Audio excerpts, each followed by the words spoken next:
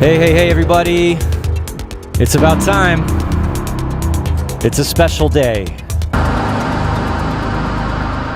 It's Electro Feedback Day. Who's first up in the chat? Who got here? Top of the chat, Acid Bat, what's up? Luminous Cloud, as always, here and ready to go. We're here, the Zoids are here, Luminous Cloud. We got TB303 from Pants Galaxy. Does that mean you're just not wearing nothing but your pants in the British sense? Asabat says he was at a house party and heard my record with DJ Hell. Yes, I know that guy. That was a fun record to make. Shout out to Science Cult for believing in us. Manuel Bloda's in the chat. Bass Kittens. The Bass Kittens from the Electro Litter Box. I love it. Funk Torsier. New Malik, new to the room, welcome. We got Jokey Wolf, Tom Relic, Eatsy, Live Society. Lots of regulars, lots of new names. Carsten Becker was back. Yes, nice crew to get us started today on this very special Electro Feedback Day. Let's bring it in. Welcome everybody. It's Selway's Electro Saturdays today. I'm here at 343 Labs Music Production School in New York City. And you know, we also have our locations in Berlin. We have our locations online in cyberspace, right? Where else? And we do that thing where we teach people how to make music with computers and electronic instruments and other instruments. Actually, we've got everything going on here. There's a synthesis and sound design class going on in the other room. Kevin McHugh, none other than techno artist Ambivalent, is leading that one.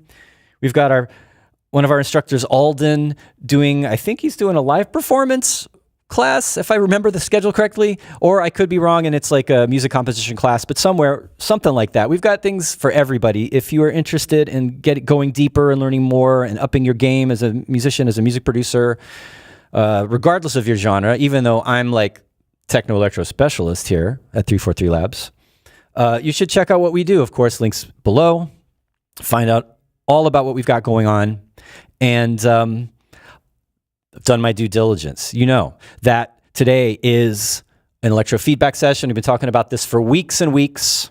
We've got our special guest in today, Jean-Paul Bondy. He's going to help out, hang out. We're going to talk a little bit, listen to some of his music, shoot the breeze, and then get into listening to your submissions. We've got lots of submissions. The window is closed for submissions, right? So anybody who's just tuning in today and is curious about getting feedback, we announce it ahead of time. If you want to participate in feedback sessions in the future, we have our Discord server, and there's a link below there to join if you haven't already. And I have a Selway feedback channel, and that's where we're going to be accepting submissions for future sessions. But for today, we're going to go through, I don't know, what do we got here? 1, 2, 3, 4, 5, 6, 7, 8, 9, 10, 11, 12, 13, 14, 15 submissions today. I think that's a good number. We can spend some time on each of you. So enough about that. We'll talk more about the feedback shortly. Let me get right into bringing in my guest. Please welcome everybody, none other than Jean-Paul Bondy. How's it going? What up, fellow electro nerds? How's it going? It's a nice Saturday here. Where are you Los again? Angeles. Los Angeles, right. Exactly. Yeah, near if anybody knows this area very well, we're in northeast Los Angeles near Eagle Rock, close to Pasadena and the mountains. Yeah. Nice. That's a beautiful area. That's really cool. And I think you have some friends in the chat, don't you? There's some names in here. Probably, yeah. Bass Kittens, obviously, who's a label partner, music partner, just friend for a very long time, since the 90s. Justin Maxwell, who was my partner in Volsoc, still is partner in Volsoc, and also a partner in doing lots of other crazy things. I imagine Jeff Cross is going to probably pop in here some point, probably some old colleagues from Native Instruments and Isotope. But that's since I can't see the chat, then I don't really know if you want to pop it open on your phone or something, if you want to follow along, that's cool. But I'll also try to relay anything to you if I see somebody trying to say something. So anyway, you gave me some, I want to do a little background on you. You've been around, you know things, you know people, you make good music. You've worked in the music technology sector, right? You just mentioned Isotope and Native Instruments. So you've been a part of this music world in a lot of different ways, and I thought it'd be cool for people to know a little bit about that, as well as having a little bit of musical background on you for those who aren't maybe as deeply steeped in the electro sort of historically over the past few decades. So you gave me some links. Let's listen to some music a little bit and talk about your Volsoc project, because that's where I'm first familiar with you. What should we start with if we're going to listen to something? Probably Shout Out is probably, I think, our biggest release that we ever did. Right. I have this here ready to go on YouTube. This was a release on what was it again? World Electric. Which was Andreas Bowles of Bowles Bowles. That was his label. I'm not sure if it's still around or not, but yeah. Super cool guy. Love that guy. That was based out of Germany. And being so, a lot of people thought that we were from Germany, and we're quite surprised to hear that we were some California folks. This was a pretty big hit. It's banging already. Everybody out there, let me know how the levels are. I'm kind of doing this on the fly a little bit. So let us know if you can hear us speaking over the music, or if the music is loud enough or not too loud. Got got my mixer open here. Nice. Luminous Cloud Vocoder Talk. Want to know about vocoder on shoutouts? Yeah. We were talking a little bit about this, weren't we? We were. So it is not a vocoder. I don't think that Volsoc has ever used a vocoder. Is there a reason for that? Are you like adverse? Yeah, we found it was too identifiable, and we wanted our stuff to sound a bit more like, where is this coming from? I don't understand how they did this. And the way we did this specifically, I believe, was with Macintosh, which existed back in the 90s, which was Macintosh's speech synthesizer. And so we used to just feed it and keep affecting it and feed it more and more and line up all the lyrics. How did you get the timing? We had to cut up the audio a lot. Right. That's what I remember doing. I did a lot of stuff. Spit it out. I did a lot of stuff with text-to-speech in the 90s and early 2000s, and that's exactly what you had to do. You had to it spit it out however it spit it out, and then you'd have to time align it. Yeah. Somehow. And if we wanted some words to be more than one syllable, we would extend the letters and the vowels in them so that they would stretch out longer. We'd repeat them literally. And you would have to misspell things so that the phonetics made sense. So it was a really convoluted and process of getting that done in the way that you wanted to. It would probably be easier now. But would it sound as good? A little bit. Or it would sound different? It sounds different, yeah, sure. Yeah. But this was a labor of love, I guess you would say. But it took us many, many, many tries to get to that point. And like Luminous Cloud says, how did they do that? And that was our point, was to be like, how did they do that? Rather than just another vocoder electro track. Right. What else is going on? There's an audio effect on that vocal. It's wide stereo, and there's some other overtones. And there's panning going on that it was attached to an LFO that gets faster in some points and slower. Amplitude modulation. Yes, correct. Is it ring mod? Sounds like ring mod. I think there's a lot of phaser. I think we might have doubled it to get different tones. Sure. And then split those into left and right. Nice. This song was, I think this was all Reason 1.0. Amazing. It sounds great. It's 22 years old, Jean Paul. Yeah. That's we old. When we released it, it's older than that. No shit. 25, I think it's 25 years old. Amazing. I love it. Like end of the 90s almost, or basically. Yeah. It's really good. That's when we were playing this out before we got a record deal or anything like that. And we were playing this at raves. And also I had cut it to dub plate, and I was a DJ at raves back then, and so I used to play our tracks out at raves. Off of dub plates. Yep. I still have them too. Yeah. I made a couple of dub plates back then. I don't even think they probably don't work anymore. They do wear out. You don't get many plays. Yeah. I think on that one, I think we had the remixes were, I think Jeff Cross did a remix, Carl Finlow did a remix for us, and I think of this track. Chakra? No, Single Soul Orchestra as well. Oh, right. I think. Yeah, off of that track. Jonah Sharp?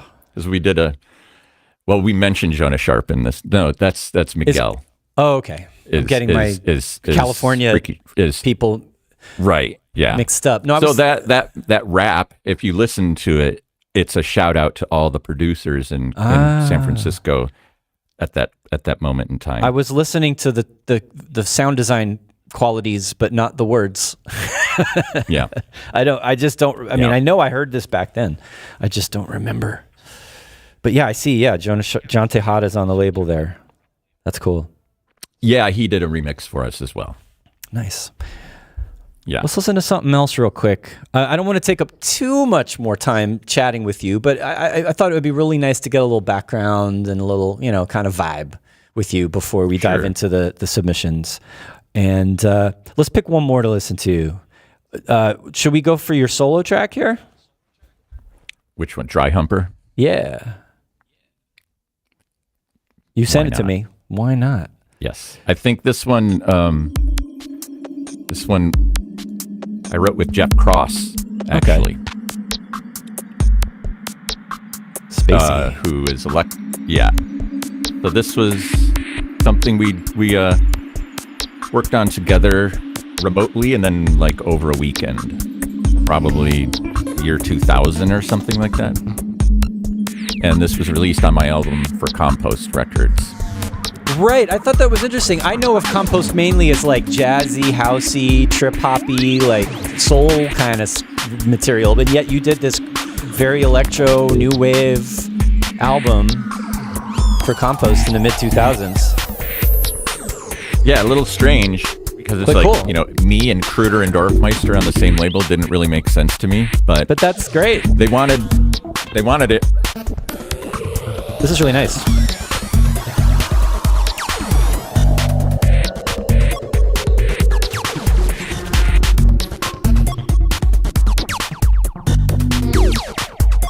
I like bleeps. And I've noticed this about a lot of music that you've worked on. There's little intricate things happening all the time. Lots of modulation. I have lost your audio, or either that or it's really, really delayed. But keep going. Yeah, I think sometimes I get in my own way with the amount of intricacies and little details and things that only happen once. But it tends projects to get really massive in Logic, and it's like, oh, there's 120 tracks in this one. How do I mix this now? Some people in the chat like this one. Luminous Cloud effing loves bleeps.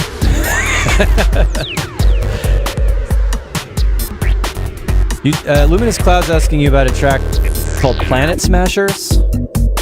Yeah, that's a remix I did for Code Rising. Okay. Something. Well, we don't have it. I don't have that queued up here. We could look for it, but maybe we can talk about that another time. He was curious about the wobbly bass in that track. Maybe it was from the original, or you know what he's talking about. No, yeah, it's from the Virus. Aha. You mentioned also when we were chatting this week that you used the Virus a lot.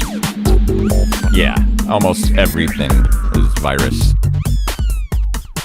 We should have you back to do more of a production-oriented stream, because there's a lot of stuff, like you work with different instruments and different software than I do, and I always find that refreshing to cool. See how other people do things. So maybe we should have you back and we can get more deep into these sound design and synthesis and production conversations. But for now, I feel like we should move forward with the feedback session, because that's ultimately why we're here. I thought maybe we'd talk a little bit about your kind of music tech experience as well, but that's another thing we could save, because the stars of the show today are guests that have submitted tracks for us to review. So let's get going with that. The first one that I have queued up here is from a regular, Acid Bat. He's here. We're ready to go. This is a track he has up on his Bandcamp, and it is called Abyssinian.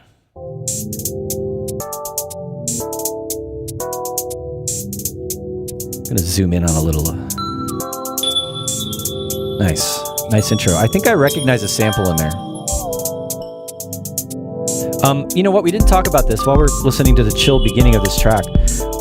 I like to start with what we like butter everybody up, and then get into the criticism, right? So positive first, and then not negative, but constructive, critical. That's a good format to think about. And all of you should do that. It's nice that way. Yes.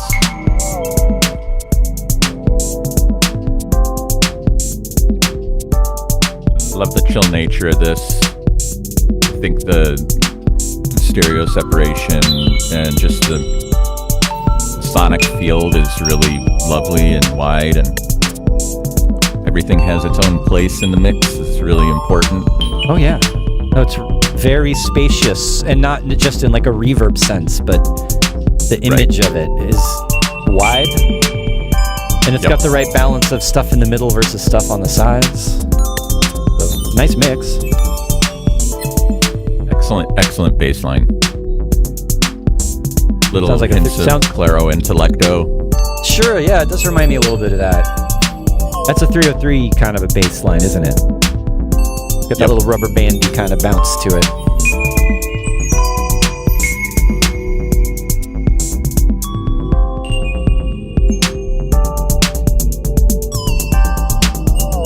I like that there's a lot of variation in the drum programming, even though, I mean, it's just pretty straight up 808. Good hi-hat variation.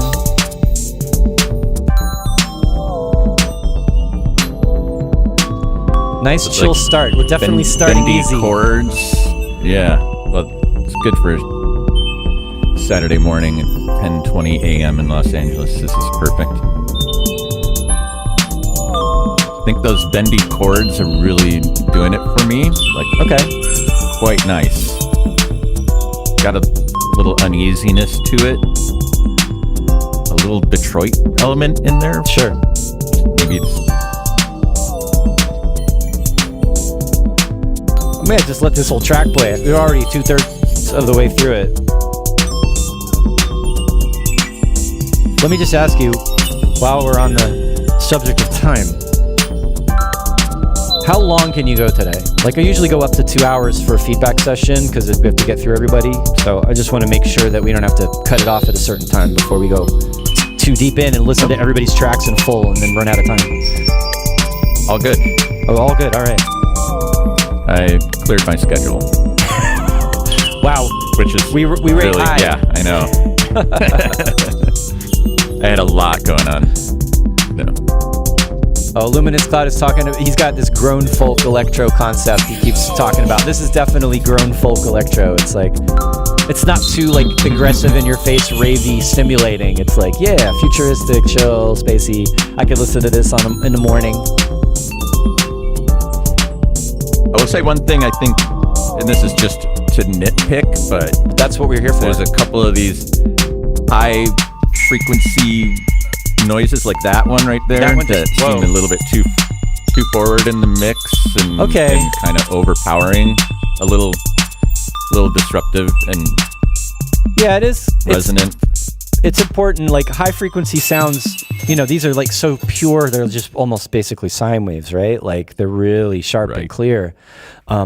They might need to pull back in the mix a little bit. Like I feel like that's something that a mastering engineer might even DS a little bit, right? To like better to do it in the mix first. And there was a comment in the chat that like it kind of gets more and more sort of weird and trippy as it goes. And so it's part of that is these high frequencies bending around all over the place. So that's something you might want to watch. But it's a relatively short track for like a hypnotic deep track. It's 4 minutes.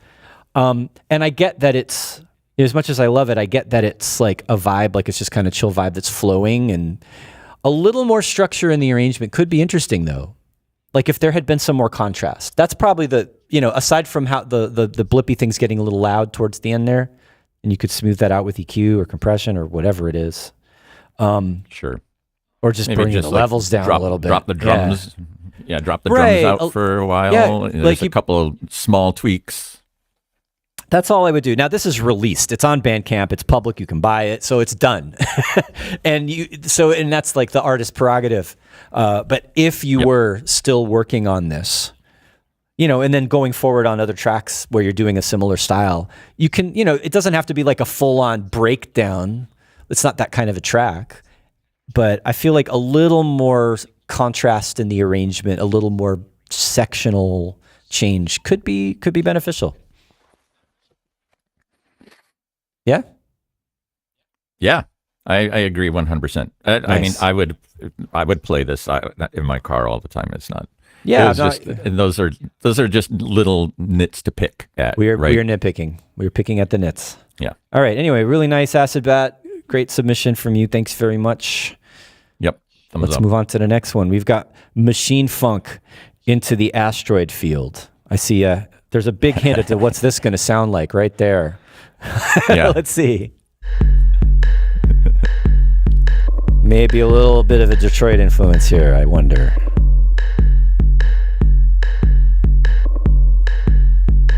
I already like it. I mean, we all already like this, right?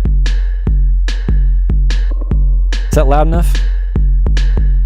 I've got the volume all the way up on my end a bit. All right. It's actually a lot of bass. There's a lot of sub coming through. Yeah, I think it's a little distorting in the lows right now.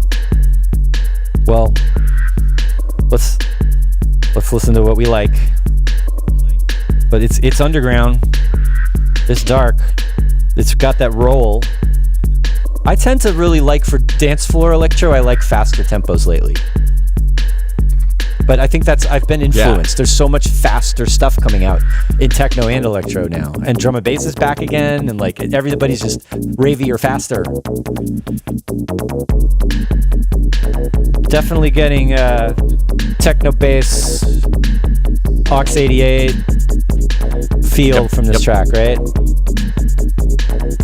I think like on big systems, tracks that are stripped down like this work so well for the dance floor. Absolutely.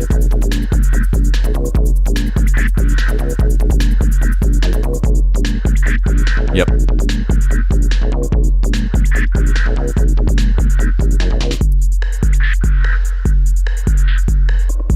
I'm gonna jump in a little bit. Ooh, nice. That could even be louder, the new little arpeggiated squirrely sounds. Ooh. Yeah. That's hot.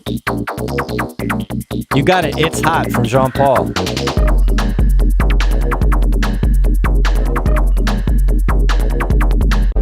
Up. Let's let that come in. Whoa. Got some musical development here. Going through another little break here.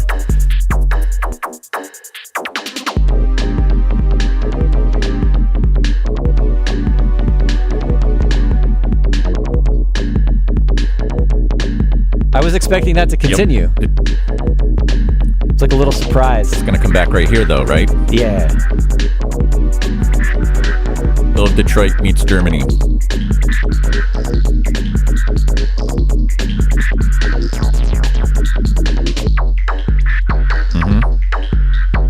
I think like structurally, like the different parts are working.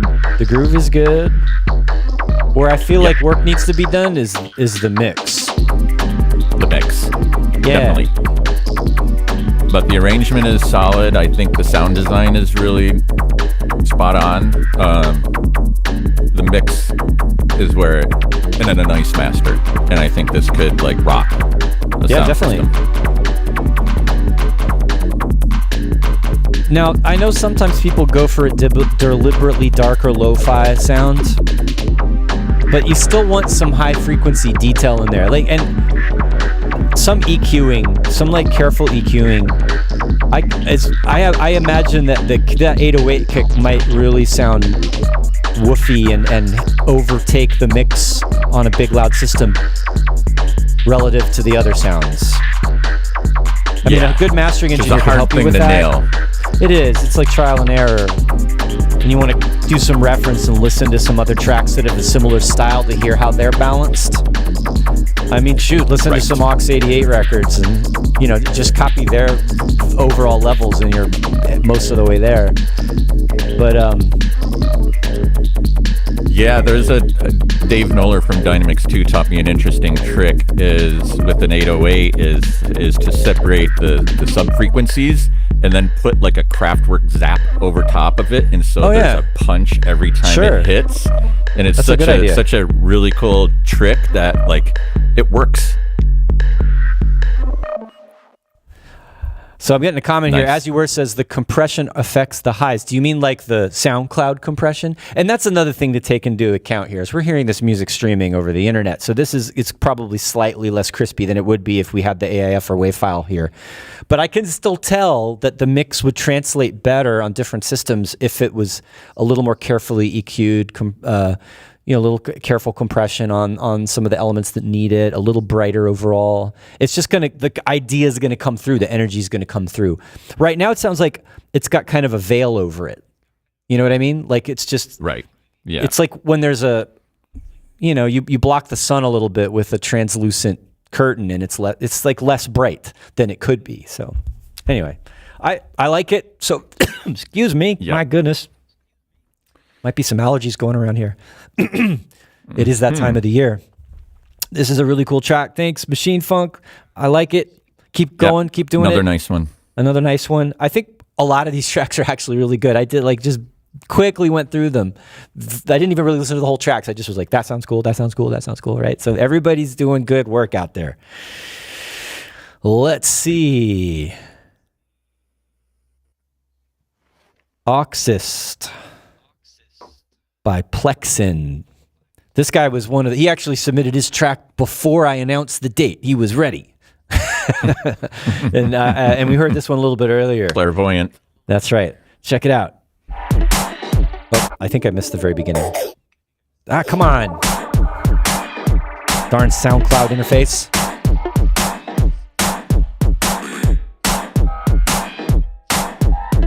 I like the kick a lot. It's like energetic, but not too sharp either. Yep.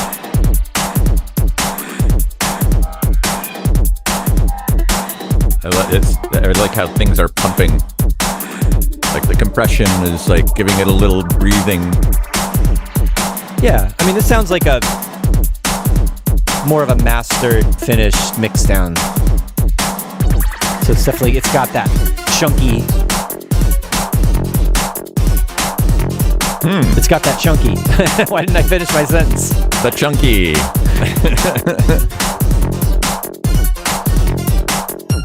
Right, definitely picking up the energy. Nice sounds in that break. It sounds sort of like spectral, metallic, I don't know, resonant stuff. Cool sounds.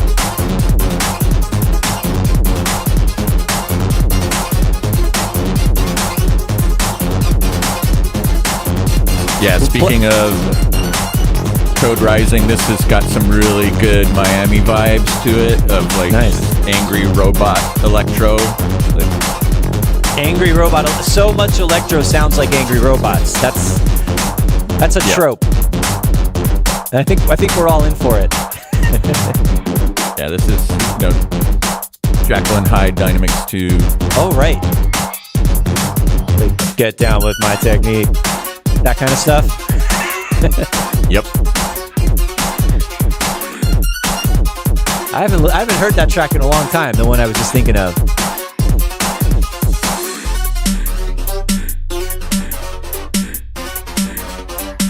It's definitely got a lot of 90s electro influence in it, which is, a big part of my heart lives there.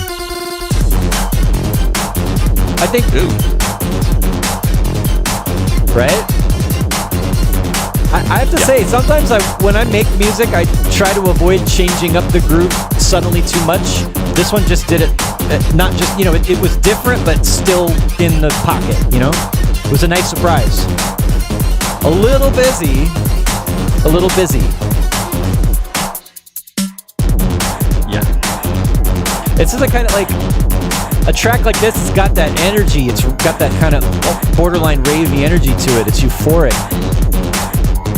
I wouldn't want to hear 10 tracks like this in a row. This would have to be like a peak that I build up to, and then I play something different after it. Not necessarily lower energy, but contrasting. Because it is a lot. Yes. It is. It makes me want to drive faster, that's for sure. The bass line sounds to me like a Jupiter 8. What makes it sound Jupiter 8-ish? It's just got that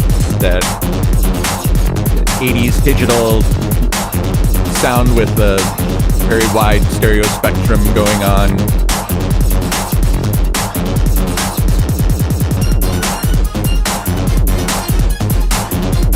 As you were saying, I like the unsnared snare sound.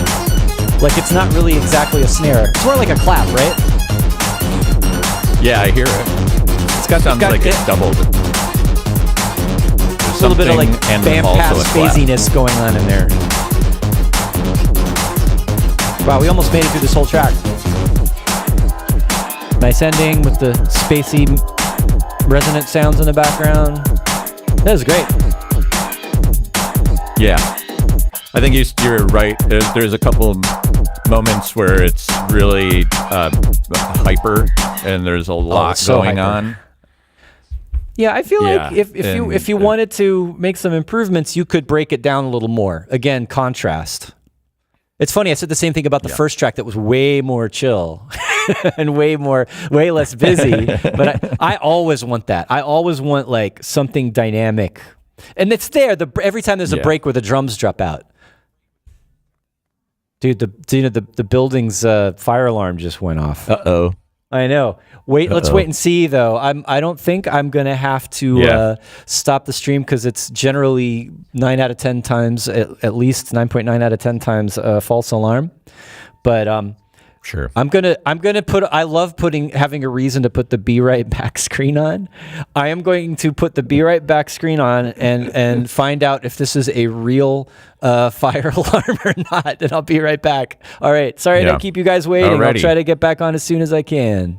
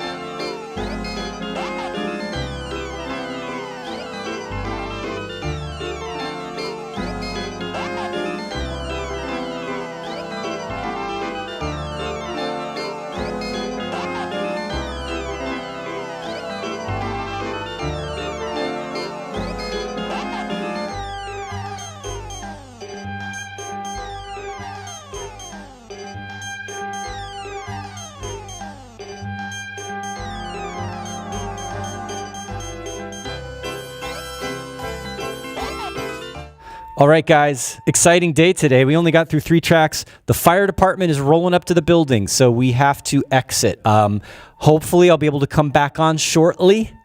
I'm thinking of maybe just leaving the stream going for now before I stop it, so we don't have to like start over again at a new link. So I'm going to leave this on the hold screen. No, I'll figure it out. I don't want you to have listening to the Galaga music for too long, but I'll try to come back on as soon as I can, or I'll stop it if we're not going to be able to go on today. Thanks everybody, and I'll keep you posted.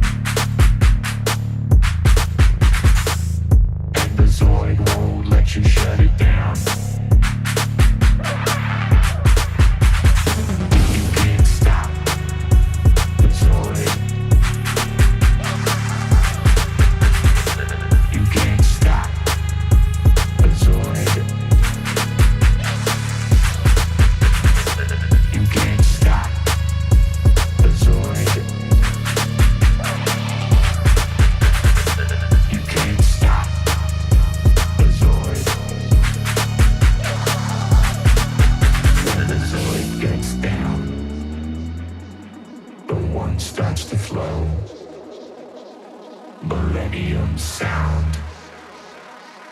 It takes you to the zone. In the zone you're free to move through the stars. In the zone you see the Zoid never dies. You can't stop.